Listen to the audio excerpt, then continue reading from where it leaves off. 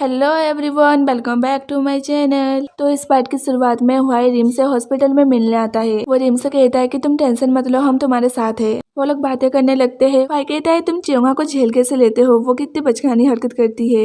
Rim कहता है तुम्हें ऐसा लगता है क्योंकि अभी तक तुमने उसकी बचकानी हरकत देखी है। वो बहुत ही ज्यादा मेच्योर है, दूसरों की हेल्प करने में उसको बहुत ही खुशी मिलती है। आपको लगता होगा वो हर चीज को मजाक में ले लेती है और हमेशा खुश रहती है, लेकिन ऐसा नहीं है। वो अंदर से बहुत ही सैड रहती है। भाई याद करता है चियोंगा ने मुझे अपना सेकंड लव कहा था, इसका मतलब फर्स्ट लव रिम है। वो कहता है तुम अपनी गर्लफ्रेंड को बहुत ही अच्छी तरह से जानते हो। ये सुनकर रिम कहता है नहीं, वो मेरी गर्लफ्रेंड नहीं है, वो मेरी जस्ट अ फ्रेंड है। हुआई ये सुनकर मन ही मन बहुत ही खुश होता है। इसके बाद अगले सीन में हुआई हॉस्पिटल के टेरिस में बैठ के चियोंगा के आने का वेट कर रहा था। वो चियोंगा के बारे में सोचे जा रहा था, तभी वहाँ पर चियोंगा आ जाती है। वो अपना चेहरा पूरा ढक के आई थी। ये देखकर हुआई कहता है तुम अपना मास्क उतारो। ये सुनकर चियोंगा कहती है क्यों, क्या तुम मेरा चेहरा देखना चाहते हो? इसका मतलब तुम्हें मेरा चेहरा पसंद है। ये सुनकर हुआई ब्लश करने लगता है और कहता है ज्यादा मत सोचो, चुपचाप बैठ जाओ। चियोंगा बैठ जाती है और अपना मास्क निकाल के कहती है देख के बताना मेरा फेस कैसा है। लोग बोलते हैं कि मेरा फेस बहुत ही बड़ा है, क्या सही में? हुआई उसके फेस को देखने लगता है, लेकिन वो उसके फेस को देखकर एकदम खो जाता है। चियोंगा कहती है क्या हुआ बताओ भी। ये सुनकर भाई कहता है मुझे नहीं समझ में आ रहा। चियोंगा सैड होकर कहती है क्या मैं इतनी बुरी दिखती हूँ? इसके बाद वो दोनों बातें करने लगते हैं। यहाँ पर हुआई उसकी बातों को एंजॉय कर रहा था।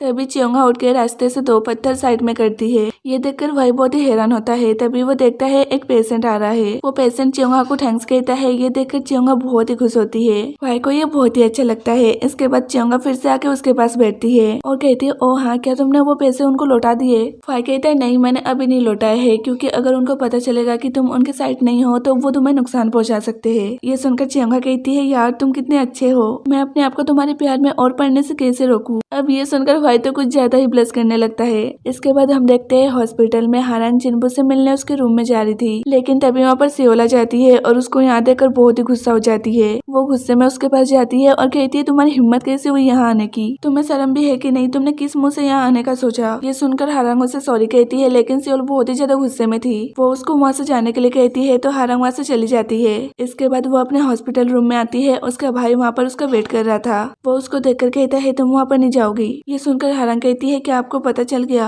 हारांग उस पर गुस्सा करने लगता है कि तुमने ऐसा क्यों किया? पता है उसकी वाइफ कितनी सैड है, तुम्हारी वजह से एक घर उजड़ गया है, मुझे तुमसे कभी ये उम्मीद नहीं थी। हारांग उस पर बहुत ही चिल्लाने लगता है। इस पर हारांग कहती है बस करिए भाई, आपको नहीं पता है वो औरत कैसी है, इसलिए आपको उस पर इतनी दया आ रही है। तभी सियोल भी उसके भाई को गुस्से में टिफिन लौटाने आती है, तो वो बाहर से उनकी बातें सुनने लगती है। हारांग कहती है उस औरत ने जिन्बू से पैसे के लिए शादी किया है, वो जिन्बू से बिल्कुल भी प्यार नहीं करती है, उसको बस उसके पैसे से प्यार है, और इस वजह से जिन्बू ऑफिस में आके बहुत ही सैड रहता था और ये मुझसे देखा नहीं गया। सियोल को ये सुनकर बहुत ही बुरा लगता है। वो गुस्से में अंदर आती है और गुस्से में कहती है तुम इसको लव कहती हो, लेकिन मेरे लिए ये सिर्फ एक धोखा है। और वह टिफिन रख के तेरेंग से कहती है तुम मुझे खाना खिला के दिखाना चाहते थे कि तुम मेरे लिए गिल्टी फील कर रहे हो, लेकिन तुमने मुझे ये बताया भी नहीं कि ये तुम्हारी सिस्टर है। तुम्हें मुझे सॉरी या फिर सिंपैथी देने की कोई जरूरत नहीं है। और वो जाने लगती है, लेकिन तभी वो रुक के हारांग से कहती है अभी तो बस तुम्हारे भाई को पता है, लेकिन अब तुम्हारे डैड को पता चलने की बारी है। वो इतना सब बोल के गुस्से में बाहर तो आ जाती है, लेकिन वो बहुत ही ज्यादा सैड थी। तेरेंग भी उसके पीछे आता है। वो देख लेता है अभी सियोल की हालत ठीक नहीं है। इसके बाद सियोल आके अपने कार में बैठती है। तेरेंग भी उसके पीछे आता है। वो बहुत ही ज्यादा सैड और गुस्से में थी। वो गुस्से में स्पीड से गाड़ी चलाने लगती है। ये देखकर तेरेंग बहुत ही डर जाता है। तभी सियोल के सामने 2 लोग आ जाते हैं। वो जल्दी से ब्रेक मारती है।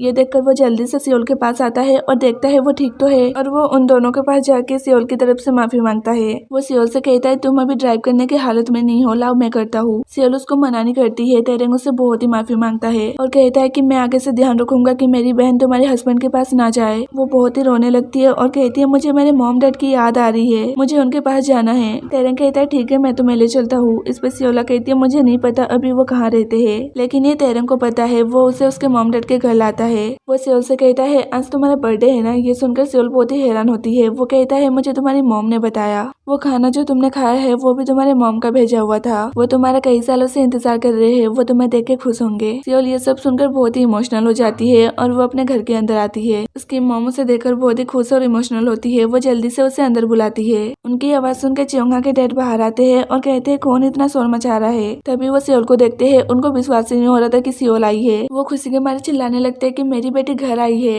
ये सुनकर चियोंगा और योना अपने रूम से बाहर आते हैं। देन वो लोग सारे बैठ के बात करने लगते हैं। चियोंगा के डैड तो बहुत ही ज्यादा खुश थे। वो कहते हैं आज मेरी पूरी फैमिली साथ में है, लेकिन बेटा तुम अचानक इतनी रात को आई हो, सब ठीक तो है ना? किसी ने तुम्हें कुछ कहा क्या? इस पर सियोल कहती है नहीं ऐसा कुछ नहीं है, सब ठीक है, बस मुझे आप लोगों की याद आ रही थी इसलिए मैं आ गई।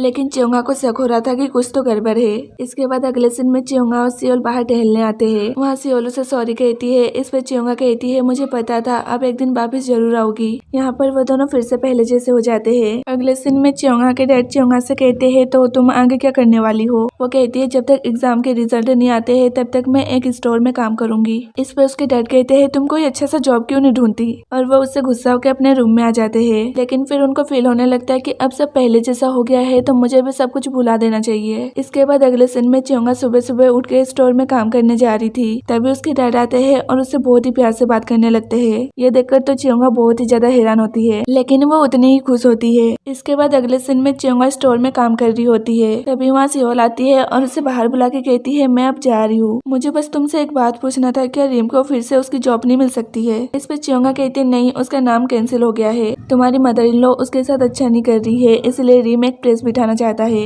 इस पे सियोल कहती है प्लीज तुम मुझे ऐसा करने से मना करना, मैं अपनी मदर इन लॉ को कन्विंस करने की कोशिश करती हूँ। इस पे वो मान जाती है। तो फिर हम दूसरी तरफ वाई को देखते हैं। वो चियोंगा को याद करके खोया हुआ था। तभी उसकी मॉम आती है और कहती है कौन है वो जिसको लेकर तुम खोए हुए हो? इस पर वाई कहता है वो बिल्कुल पागल है। ये सुनकर उसकी मॉम कहती है कौन? वाई कहता है नहीं कोई नहीं, और वो वहाँ से चला जाता है। उसकी मॉम सोचती है इसको हो क्या गया, और ये पढ़ने पर खत्म हो जाता है। तब तक के लिए bye bye and take care.